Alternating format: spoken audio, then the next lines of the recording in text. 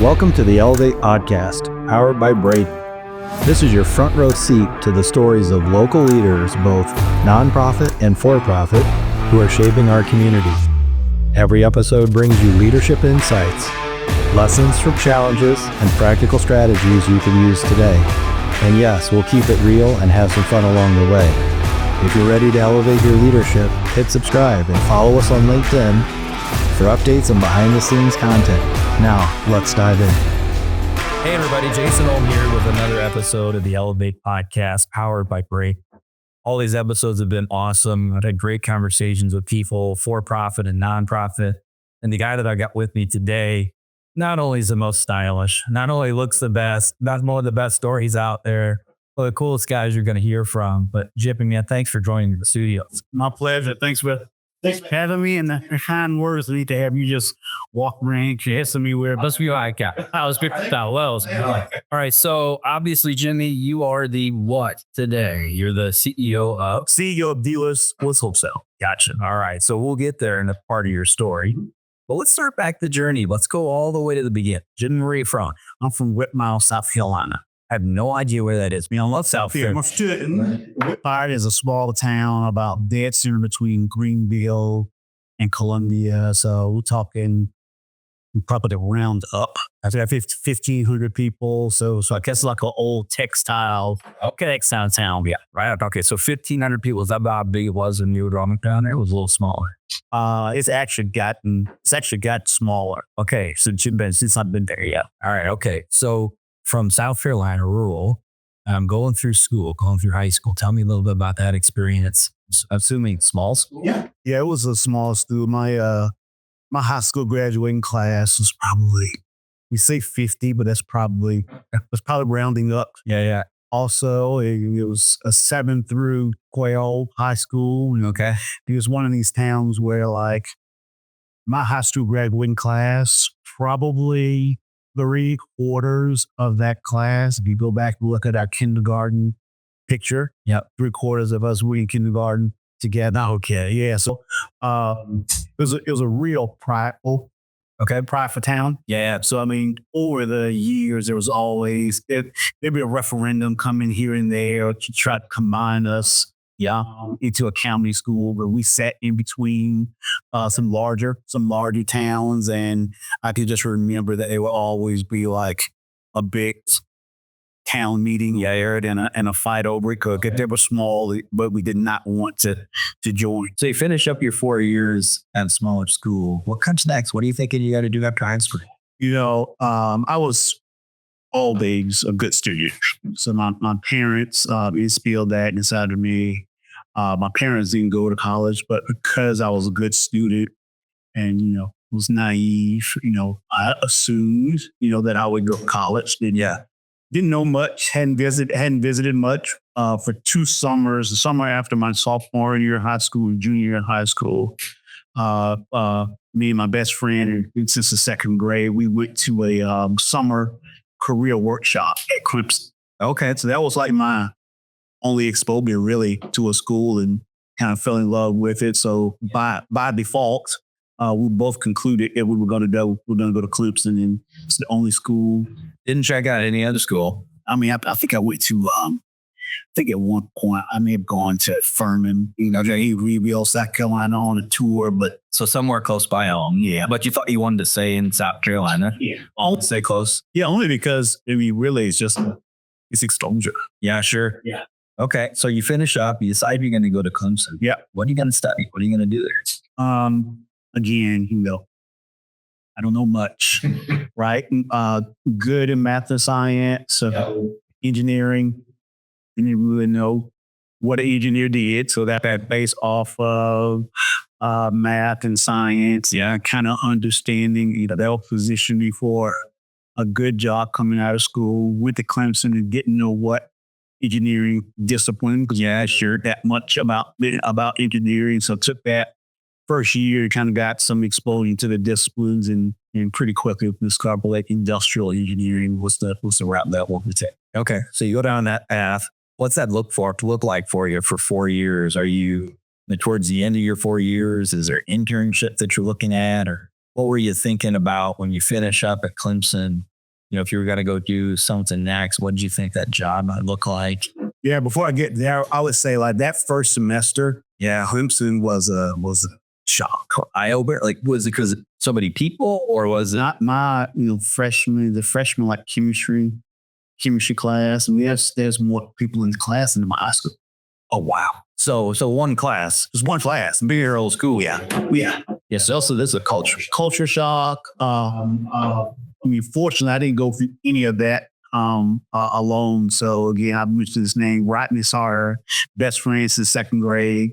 Both went Clemson, learned together, both majored in industrial engineer, same major, same major. Yeah. So thank goodness you got.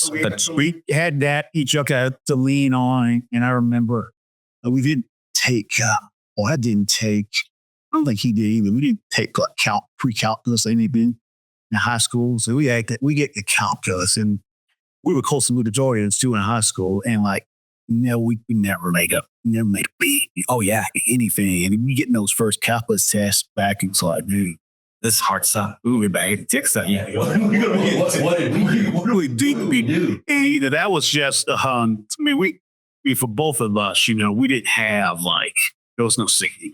Yeah, right. So it's make this work, or the alternative is back home. Yeah, you get a job. So kind of had to grind it out, figure it out. Built some relationships and some other people, and it kind of as we got comfortable. And I would say by sophomore year, I'm comfortable with and doing well, and kind of settled in. After my sophomore year, there's a program called Inroads. Okay. So Inroads is a program geared towards minority students, and they had corporate partners. So Inroads would match up students with the corporate partners. You would interview with the companies, and they would have to hire you as interns. So I interned with IBM after my sophomore year, and after my junior year. And at the conclusion of my junior year, before the internship was over, they extended me an offer to join them after I graduated. Oh, wow. So I went the whole senior year already happening. So you do. So that takes a load off, right? At the end of the day, it takes a lot of stress off, because coming out of school, you've got a place to land. With IBM during those internship years, what were you doing? What was your job? What was your role during that time here in school? Yeah, so it's industrial engineering. So I was doing a lot of time studies. Sunday, I'm going down to the shop floor, and sitting with operators and timing them. Oh, no kid, while they're working, which from their perspective, they actually don't watch. They're not interested in that. So you kind of got to build some rapport. As you're going along, so you can really get a sense of what the work is and how they're performing the work. And in some cases, skill for time to remember, they actually don't even know. That your time remember. So there's a lot of time studies and analysis. Man, you're a young kid though, going in there. Those folks don't want you watching what they're doing, timing what they're doing or anything that day. But that's probably a pretty good experience. It was. And I think just in some ways, got my personality helped, because I was driven, but I'm not out there, telling these professionals what to do. So I kind of couch everything in which was reality, and I'm here to learn from what you know. You're the expert at what you do. So that approach on how to deal with the operators went on. And that's really your first time probably in a job like that where you're interacting with folks. Yeah.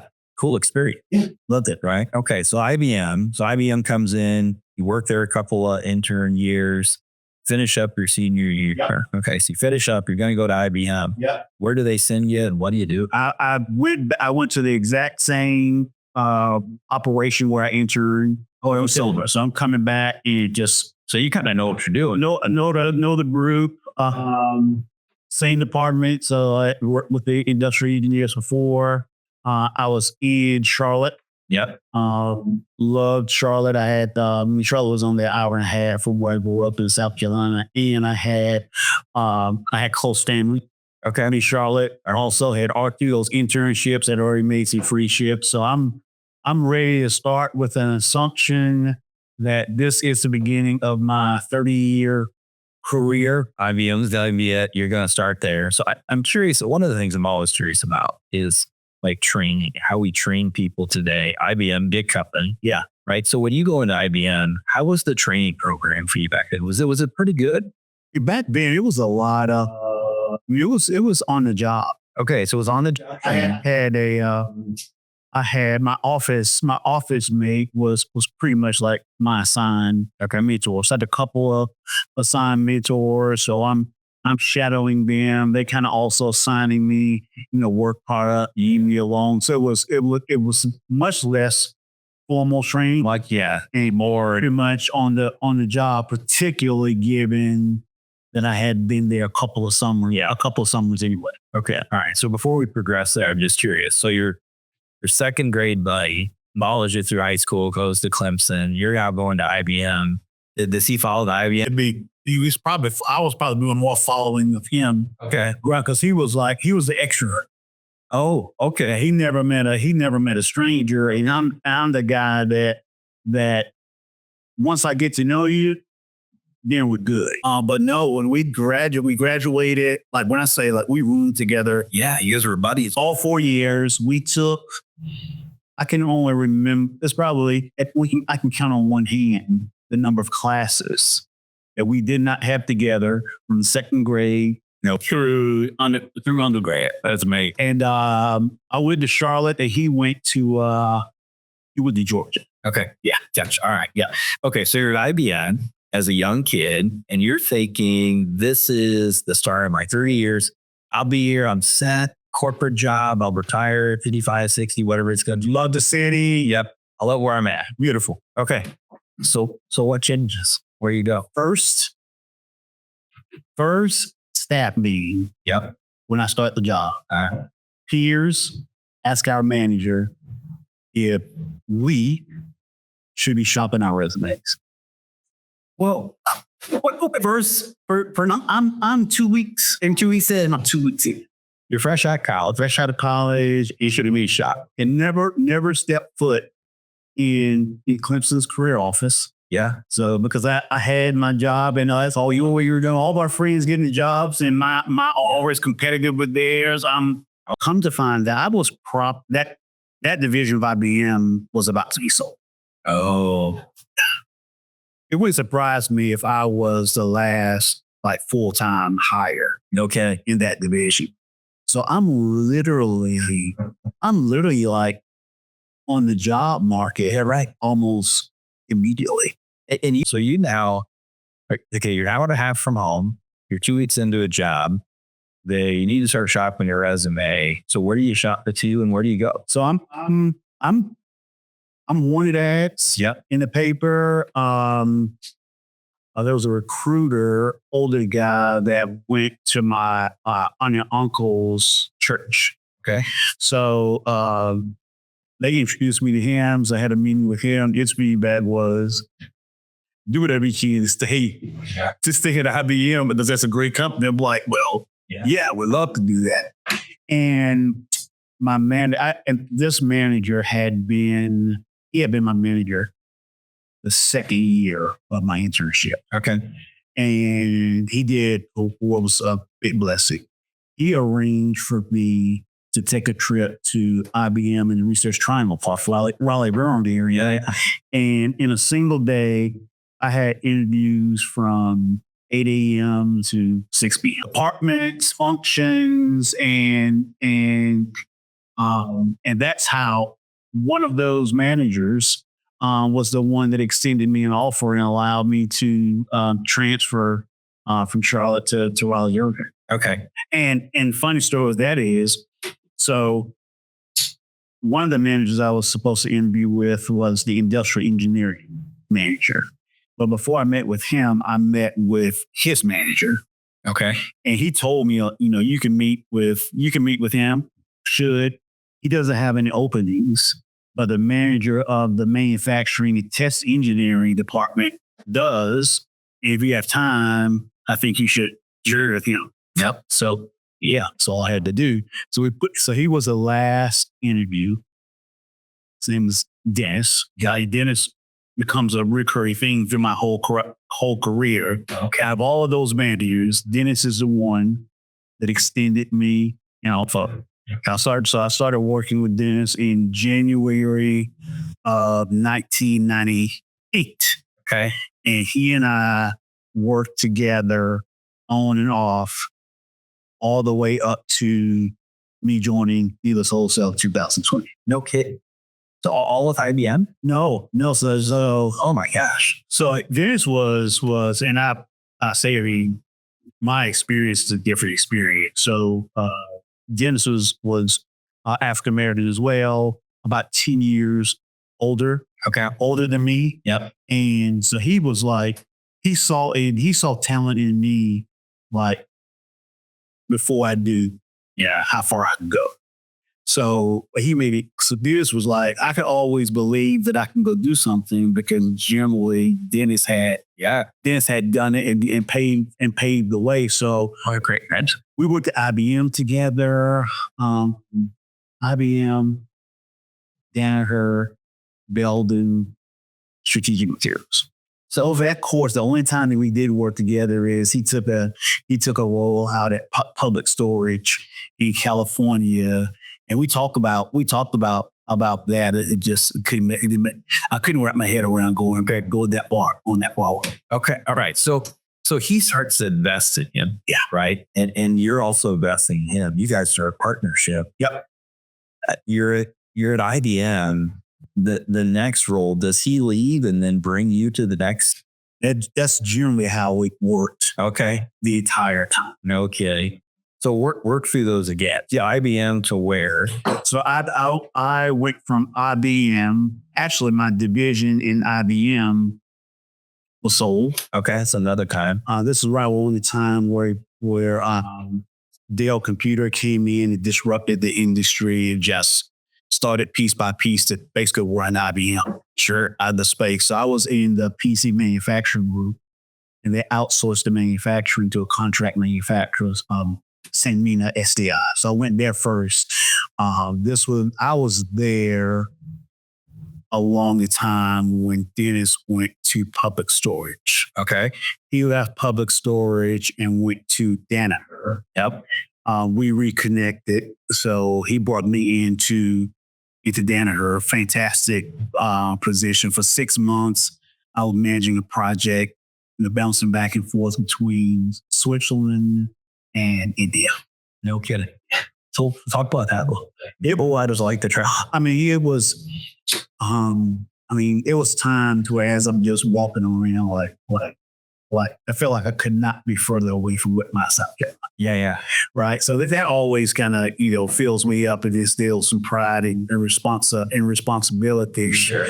But yeah, it was fantastic. Yeah. Just kind of seeing like two starkly different countries. Of course. Yeah. And how,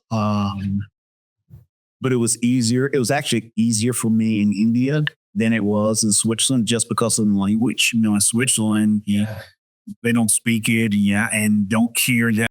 But experiencing India and seeing what global poverty, looks like, was an eye-opening experience for me also. So at this point, you're Danaher, traveling around a little bit, and you met your wife. I met my wife actually about 4 months after I graduated from Clemson. Okay. Yeah. All right. I got all the stuff mapped out, right? I had a 30-year career at IBM. I got a little bit of money. All right. So at this point, you're young newlyweds. Mm-hmm. You're traveling. You're a terrible business traveler. Yep. Going around to see the world, but not seeing it. And that's like getting anywhere. So from Danaher, you then go off to the next place. Where's that? That was Bell. Okay, that's when I moved. So after I did the travel, I took a second role in Danaher.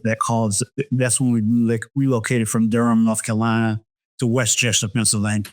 Okay, so Danaher moved me to Westchester, Pennsylvania. We were there for a couple of years. That's kind of one of the big roles of my career. I was operations director of a small plant there, in Westchester. So at that point, you're really starting to lead people. Yeah, that role was significant because this was a role where there's no one over me, for lack of a better term, in the building. So this was like as bulk stops. Yeah, but then we weren't in the role. Is that one of the first roles you had where you were really like the leader of a particular portfolio or? Yeah, I had done some, department leadership for that, but this is when, there was like real P&L. Yeah, sure. Responsibility at a no nonsense company in Danaher. Oh, what a good way to work. Yeah. I tell people my few years at Danaher was like, I consider that to be like my master's degree in operations and the execution. So you're in Pennsylvania. How did you end up in Indiana? How'd you get here? So, Dennis left Danaher, went to Belden Corporation here. Yep. In Indy. I'd say about maybe around a year or so after he left, we engaged again. At that point, I had made a decision as opposed to staying like on a pure operations track. I wanted to be more of a general manager's track just to see the broader business as opposed to this operations. Felt like I would get there. That opportunity would be accelerated with Belden, kind of joining Dennis, and we Belden basically like the senior executives of Belden were all like Danaher guys or people. Okay, but that move was to Richmond, Indiana. Oh, like so not here. Yeah, so we were in Richmond. Saying this was when we moved to Richmond. We had just had our daughter, I guess so, because Reese was born in Pennsylvania. Okay. But she wasn't even 1 year old before we moved to Richmond. Gotcha. And but we were in Richmond we thought, I need to go check a box. Yep. So we were there for about a year, and then we're able to transfer. Okay, so you get over to Indy, move up here. From Belden, is that your next goal? Is landing in at Dealers Wholesale? No. I was at Belden for 5 years. Okay.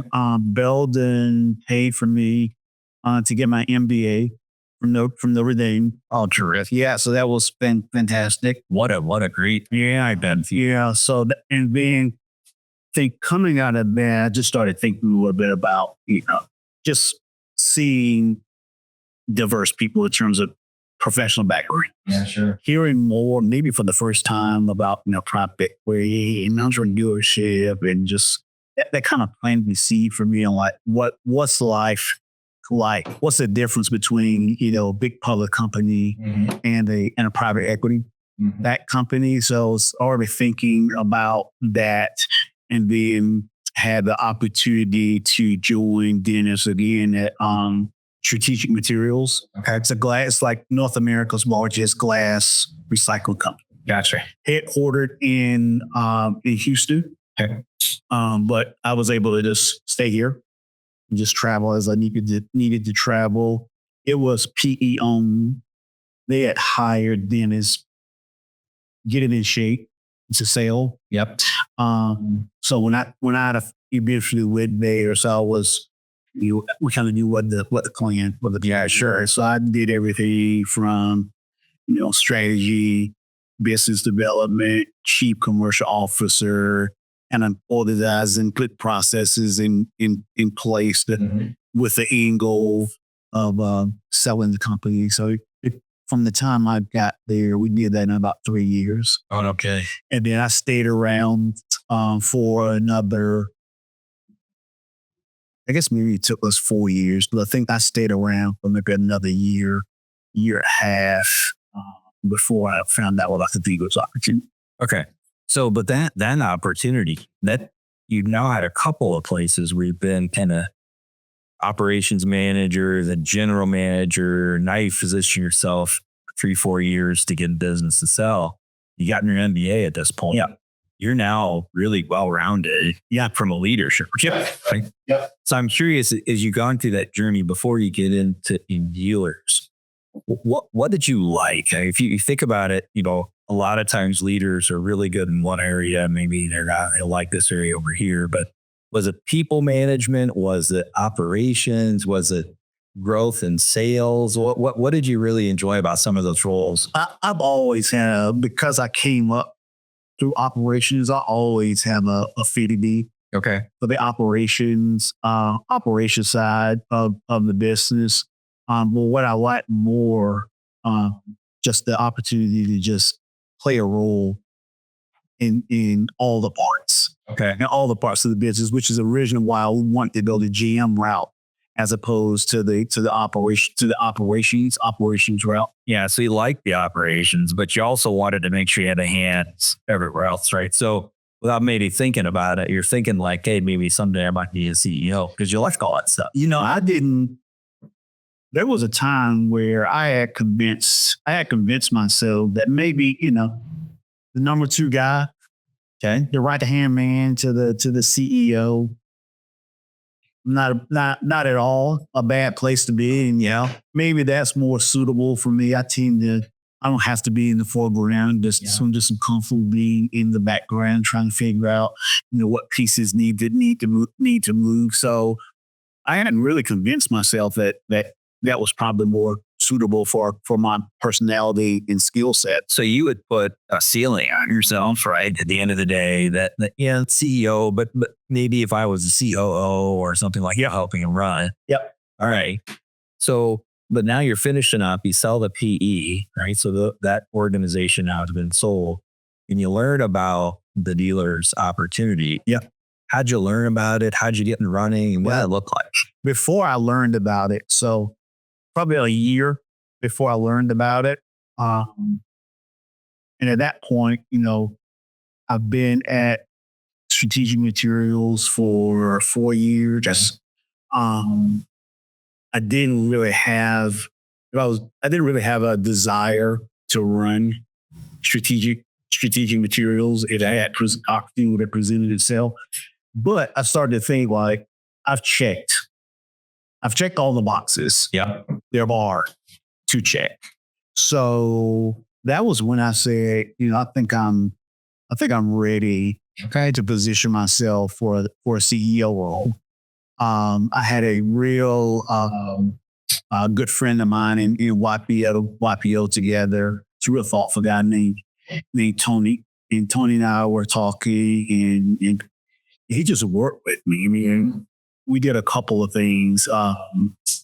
He helped me define like just 3 or 4 key characteristics of first time CEO. It's important just to have clarity on what's attractive to you, because Tony believed to be too, and his perspective was with my background, once you put yourself out there, you're not going to lack of opportunities. Yeah. So before those opportunities present themselves, you can just get attracted by them. You need to have a filter that you can bring those opportunities through. Sounds great. Very well. Yeah. We worked on that. And the second thing we worked on was he helped me really create like my story.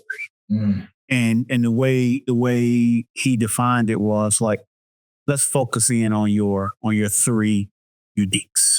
Like, what are the 3 things? The combination of these 3 things will make you a unique candidate for the CEO role that matches your real criteria. And then he said, once we do that, then we'll orchestrate everything else around that. We'll make sure that your resume speaks to that. Yeah. As you prepare, everything's going to come back to experiences and proof points on those 3 uniques. Then you get that.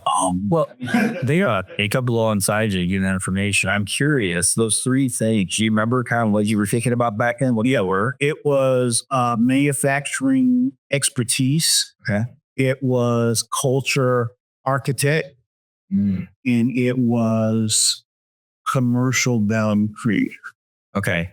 So you picked some bullets that would be unique to you. And then like you said, you made your profile or resume kind of speak to that. And even more than that is like for each one of those 3 things, regardless of the chronology of the roles, like each one of those, like what are the experiences that backs up your manufacturing expert? Oh, I see. What are the experiences that prove out that you're a self-defined culture architect? So when I went eventually into like the Dealers Wholesale interview, I went into the interview almost from the perspective of, I don't know how they're going to conduct the interview. I don't know what they're going to ask you, but I know that some way, somehow, this part of me, I have to figure out how to convey this in the. I think that's some great advice for people out there. Obviously you were going to go sit for a CEO role, but people interview for roles every day. This advice, like I literally 2 weeks ago, a fellow Clemson grad reached out to me on LinkedIn. She was a few years younger than me and thinking about a career change. And we started talking about it. And literally what I just told you, that's what I shared. Yeah. That's what I shared for her on her approach before she had a tremendous pedigree. So I was like, people don't want you. It's not people like you just walking around every day. So let's just get ready before those options present themselves. That's awesome. That's some great advice. That's one right there. That's going to show up in the bullets for this. That's good. All right. So you learn about the Dealers Wholesale opportunity. You're going through the process. Ultimately, you get selected, right? And so tell me a little bit about, kind of the role, right? What you're doing. And then, Dealers Wholesale for people that don't know. And this is a great opportunity to share and learn. What do you guys do? You guys serve? Yeah, you don't mind before I get there, because I think the story of how it presented itself there's some nuggets in that. So that'd be great. Can you go back? How do you find that? Yeah. So I'm sitting in Houston one day, because that's what Strategic University said. We're in it, right? I'm down there. I was traveling about 50% of the time back home. And all of a sudden, I get a text from a fellow I build. Okay. Just kind of out of the blue, Tim. Tim texts me, and he kind of started with, he's in the insurance space. Whether or not I can make an introduction to the right people at Strategic, no problem. Yeah. And then he asked me, are you open to considering new opportunities? How things are going for you? And when someone asks me something like that, there's almost like an auto response that says that things are great. Yeah, right.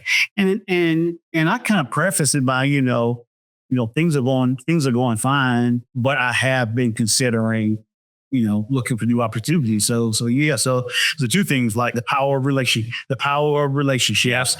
It is very clear to me that the only way that I find out about this opportunity is Tim.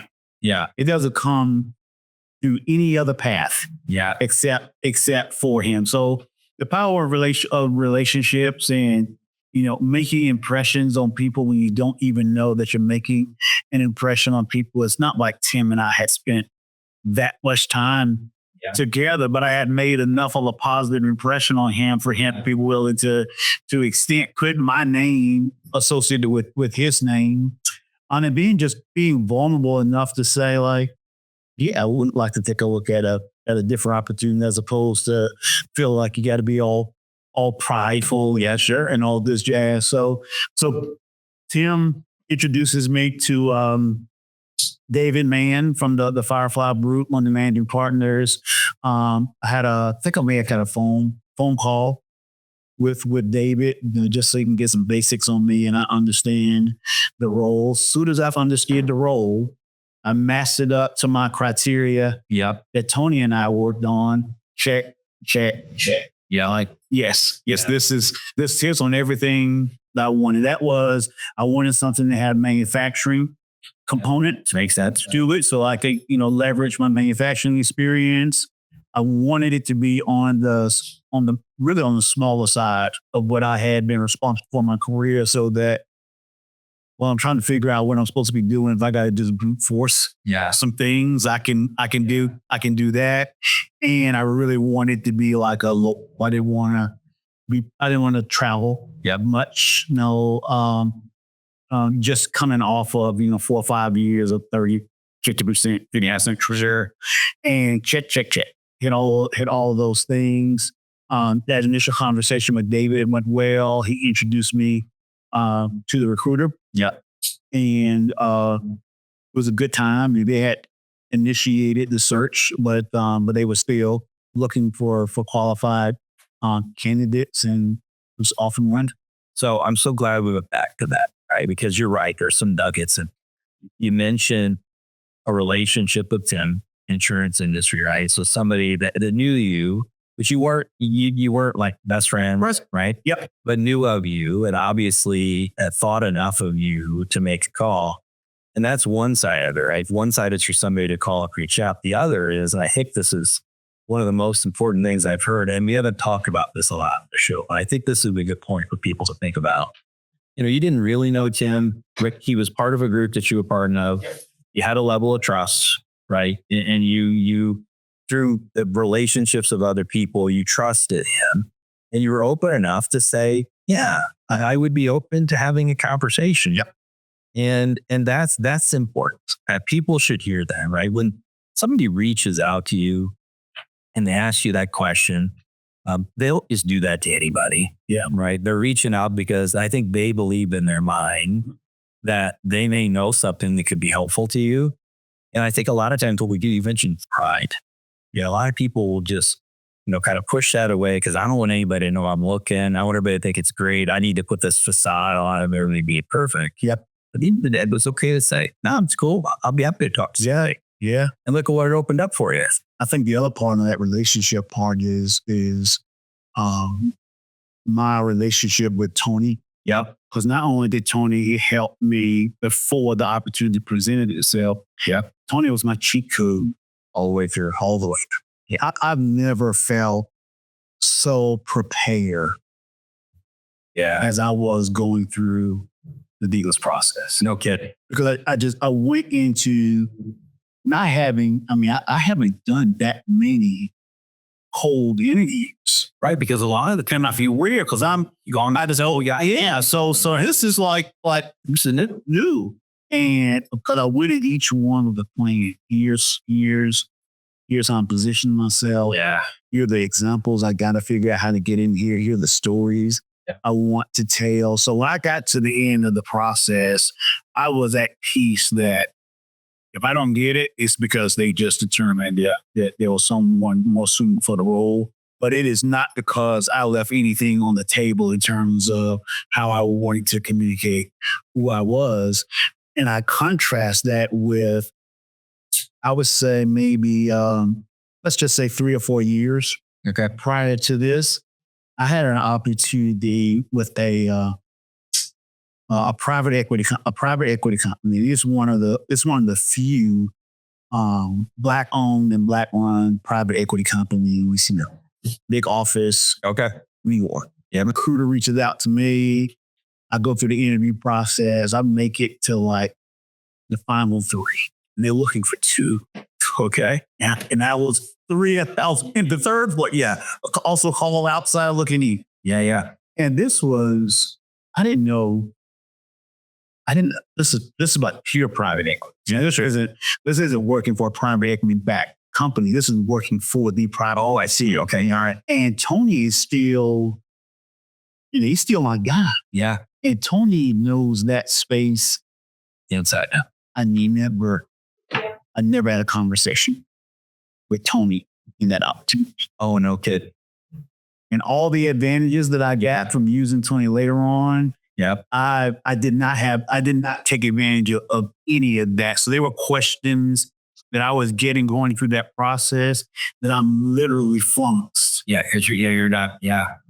No, I just know just none of that. Yeah. And I put that on me. So the lesson is, you have people in your life Yeah. that are with you, and they're just there to help you be the best you can be, and you don't reach out to them. Like, Yeah. it's foolish. It is foolish. They may tell me why develop relationships and have relationships with people that care about you and you care Yeah. about with they have something to offer, and they're offering, and you never asked. So fortunately for me, I did not make that mistake with the Dealers Wholesale opportunity. Yeah, but you think about it, right? Because I've been you over the years. You're a helper. Somebody calls you, and you're going to be there to help. Yeah, and you feel good. You feel good when you help somebody do that. So did your friend. You felt good helping. Yep. Right. When you won, when you got this job, not only did you celebrate, so did he. Right, because he was along the journey. Yep. And that's awesome. I'm so glad you went back to talk about that, because those two kind of things around relationship, there's a lot of information in there that somebody's going to pick up. And hopefully next time somebody might answer the phone and go, yeah, I might you open this up. The other side of it is I love like when people like ask for some time for me. And this is happening clearly like a few times over the last 6 months. I met you one earlier, a call certain times where people were striking out, on their own, kind of doing the entrepreneurial thing, just wanted to pick my brain. I love like over delivery. Yeah.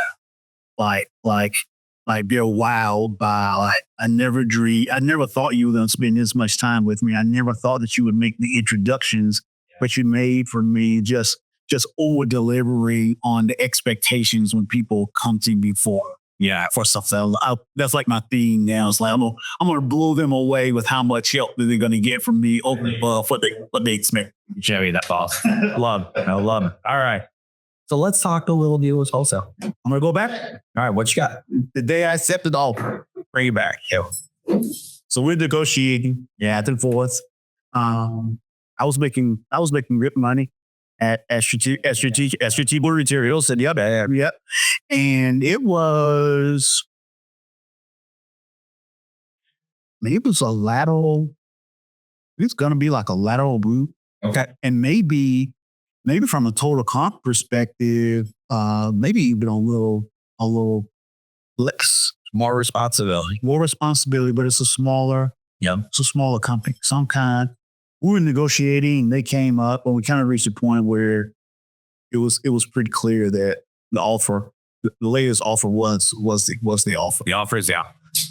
And somehow or another, right around that time, I came across a picture of my granddad's tombstone. I don't remember why I would have even seen the picture. And it was essentially from the day he was born, the year he was born, to like right around this time when I was making this decision, when I would have started, it would be like 100 years. My granddad, was born in the South. Yep. Small town for systemic reasons, didn't have an education, never learned to rewrite. Yeah. And I'm like, 100 years, I could start at this company 100 years from when my grandfather was born. His grandson has this opportunity because of the work that he did. Because growing up, there were times where we had to live with my grandparents, and that was like a sign for me. Like this is the one. David and I had a meeting. Said I'm gonna think about it. Came back downstairs. Never left the parking lot. Yeah.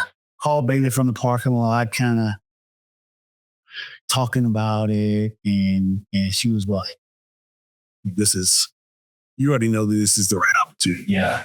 I go back here's things like, what are you doing now? And accept it right here. So this would be right around Thanksgiving 2019. 2019. Yeah. But think about that, 100 years on a tombstone to where you are today, right? Which grandpa laying the foundation, all that kind of stuff. Man, that's a chill story. That's cool. Yeah. So you finally take the job. You're going to do it, put your heart into it. 2019, we're now 2026. So you're 7 years in. 7 years. Yeah, okay. And enjoying it. Best 6 years of my career, not even close. No kidding. Not even close. So before we even talk about what Dealers does, tell me why is that 6 years? Culture? What's wrong? It is. One of the reasons why, like, in addition to me feeling like I had checked the boxes to be qualified to be someone CEO, I also thought like that's the seat that I need to sit in to drive culture. Yeah, we have one drive culture. So that was intentional for me. But this 6 years, it's the culture that we built, the results that culture has led to, and it is like I know that I have impacted this organization in a meaningful way. Yeah, as opposed to you have to get to like the top of the top, and a Fortune 250 company making the impact. Otherwise, I mean, you kind of. So just the impact that I made, the culture and the culture that I built. Culture, love the people. What is it you guys do? CEO of Wholesale. So we're a building products company. So fundamentally, on one side of the business, we distribute and install fireplaces, outdoor deep grills, outdoor kitchens, primarily to new single-family homes and central Indiana. That's about a third of the business, give or take. But the other 2/3, we assemble, distribute, install doors, frames, hardware, access control products to primarily what we call the living segment, multifamily, senior living, student. Okay. We have, call it 85, 90 people here locally. We have another 15 or so in Milwaukee, Wisconsin, right outside Milwaukee. That was a company we acquired about 4 years ago. Okay. And another 15 or so in Wooddale, Illinois, right outside of Chicago. We acquired that team about a year ago. Okay. Yeah. Awesome. Cool business. Yeah.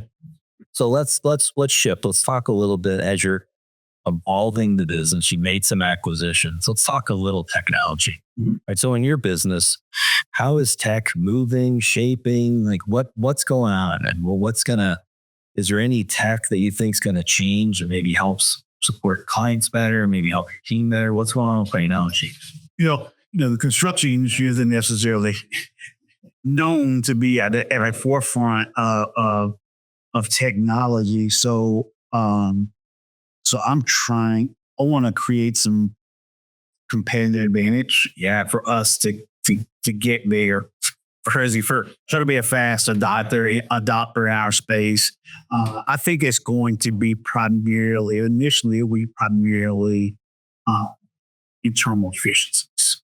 Yeah, it gives you some time back to your team. Taking some of these manual, disconnected processes, using automation to connect them, and gain efficiencies from them, so that as we continue to grow it, and we've doubled the business in the last handful of years, and believe we'll double it again over the next handful of years, and pick up that efficiency, so that as we grow, we'll have a team that's fully capable of doing even more, because we made the jobs less manual and easier. So that's really the focus right now on how we can use automation tools to drive efficiency. Yeah, I think what's interesting, you can tell by your leadership style that what you're trying to do is the people in the business have unique talents for your clients. There are tasks they have to do that if they could have those tasks taken care of, they could be more human in their job. Right. I also want everyone to be working at the highest value of impact that they can deliver. And just sitting at a keyboard, just manually entering something from this system to this system. We have people that have to do that today that I know for a fact they have capabilities, right, of a higher value work content. So I want them to get to that higher value of work content. Love the mindset. So kind of shifting a little bit from the business, let's go community. So community takes the shape of clients you're serving, your internal clients, your 120, 130 folks that work for you. But it also takes a little bit of community when it comes to outcry. So when you think of community, Jimmy, what's community mean to you? Where are you focusing some of your time? I was intentional when I joined Dealers in 2020 of getting more involved in community. Prior to that, with my travel schedule, I didn't really do much of anything because I would feel like I wouldn't be present, right? If I was present, that'd even be family time. So now I swung the pendulum pretty hard the other way and got involved in quite a number of things. Right now, I'm on the board of KIPP Indy Charter School. Yeah. It's a public charter. Mm-hmm. It is the public charter school. It's the public school of the Martindale Brentwood community. So I've been on that board for 6 years. I get a lot of value. Yeah. Now, it's a under-resourced, underserved community. Lots of systemic issues that just make education harder. Yeah, right. In the community, and I look at it as if I would have grown up here, it stands to reason that that's what I would have lived from a socioeconomic perspective. Okay. So even though I'm from small town, rural South Carolina, when I look at the young people at KIPP, I see younger versions of me. Yeah, sure. And I know that, education doesn't solve everything, but I know that I wouldn't be sitting here with you today I didn't get a quality education from small Whitmire High School that allowed me to go to Clemson and go to Notre Dame. So I know that of the impact that it can have, and I'm in it to kind of help the school deliver that same impact to the young people of the Martindale community. It's awesome. Thanks for you back. The kids are awesome. I've had a chance to visit the school too. Beautiful facility that they built like in 2018 or 2019 for the high school. And if I remember correctly, maybe a top 10 IPS school, right? High school, not by high school. And so terrific that you're doing that, right? So community there. And then also just, I want to talk a little bit because you've got a couple of remote offices, right? Yeah.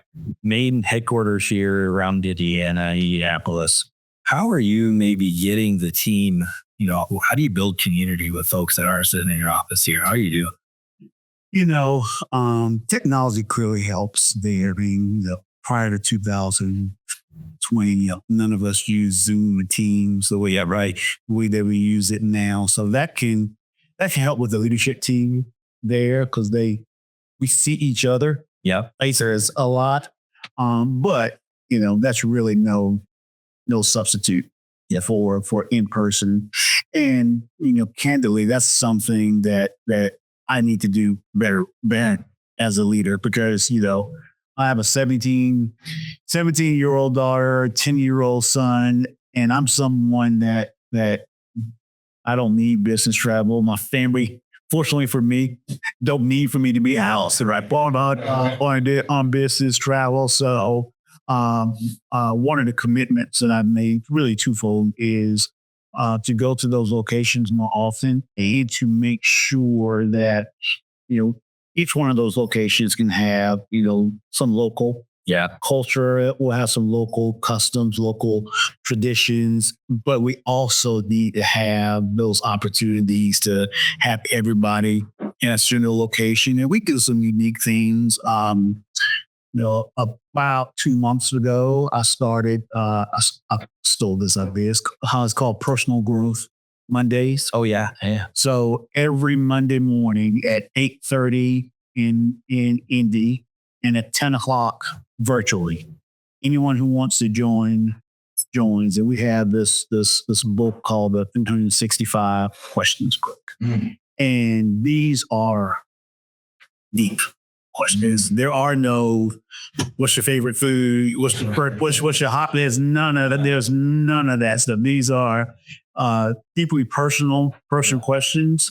And everyone picks a question, and we pair up. Yep. And you and your partner talk about your question. And then at the end, I'll save a few minutes at the end. If there's anyone that wants to share out to the group, they share out to the group. And in conference room, in the virtual room, there's people in those rooms that don't naturally work together. Yeah. And so it provides teamwork for people who aren't naturally on the same work teams. Self-reflection, because you gotta think about this thing, deep dream about this thing, and then the opportunity just to learn from someone else's experiences. So yeah, I didn't get your question, but when I hear the answer to your question, and it makes me think about it. So like 2 weeks ago, we had on our virtual call, one of the guys just kind of talked about, I think I brought up something about my 10-year-old son being autistic. And he said, I think a 4-year-old that's autistic. And then as we're talking about it, our breakout session ended. And I said, I'll give you a call later on this week. It was a Monday. He and I jumped on the phone on Friday. Yeah. And we talked 45 minutes. That's great. Just like my son is 6 years older. Yeah, but his son. So I can say like, I'm not giving you advice, but I'm just telling you just things that I did. Yeah, right. And if my kid was 4 years old, I probably would have done it differently. And this is, one of my technicians in the Wisconsin. Yeah. In the Wisconsin office. So just kind of creating that thing so we can get, community going that way also. Love it, Jimmy. I mean, that's a great idea about no way. You're doing it once a week. It's not taking 30 minutes. It's 30 minutes. You're building teams, putting people together. They're thinking about deep questions. You're building culture. That's cool, man. Yeah. So you talk a couple of kids. So you got a 17-year-old and a 10-year-old. Yep, 17-year-old daughter, 2-year-old son. All right. 17-year-old, I think, before we get into what's fun outside of work, the 17-year-old's DJ, right? Yeah, she's a junior at Park Tutor. She started DJing. This is maybe about 3 years ago. Okay. Now it started out as it just hit me one day, like one summer. I was like, let's take a DJ class together, so that I can do something with her where I have no more experience. You got to learn too. That she does. So we're learning at the same point on entry. The place we selected, it was okay. Okay. My wife found a local DJ that was willing to teach Reese and kind of became a mentor. Reese cast me aside and it properly positioned me as the equipment guy. And now she's played at Newfields. She's played at Game Bridge for an event. And the coolest thing that she does for the last 2 years, she's been the home basketball house DJ for yeah. What a cool experience. I love it. That's awesome, dude. I like it. It gives me a chance to introduce her. Yeah, sure. Music that she wouldn't otherwise listen to. So when she's mixing things together, people are surprised. Like, how's a 17-year-old kid playing this? Yeah. Al Green song. Yeah. That's cool, dude. I think that. But the one thing he said there before we go to fun is you had a chance to do something with your daughter where you didn't have any more experience yet either, right? So that's actually kind of an interesting thing to do. So you learn at the same pace. You guys are kind of on the same team, doing all that kind of stuff. Jimmy, that's awesome there. So before we get into what's fun outside of work, but just thinking through your career, small town, end up at Clemson, kind of follow a leader for a few years, and then really get into a relationship to be able to build a relationship with somebody that helped you kind of coach you along, right, to get you into the role at Dealers now. And how you're building community, growing the company. You've doubled in the last couple of years. And you're going to double again. I mean, just such a cool story. And a lot of the things you dropped about relationships and those things, the listeners are going to love that. So outside of work, right? Couple of kids, the wife, what do you guys do for fun? I mean, the kids keep us going. So, I mean, we're movie people. We like to go to show a lot of shows and concerts. My son loves to swim. Okay, so we're always finding it cool for him to go and go to the swim and like travel a little. That's it. Yeah. Awesome. Hey, man, I appreciate you. Thank you, my friend, for being on the show. I appreciate you, Jason. Thanks, bye.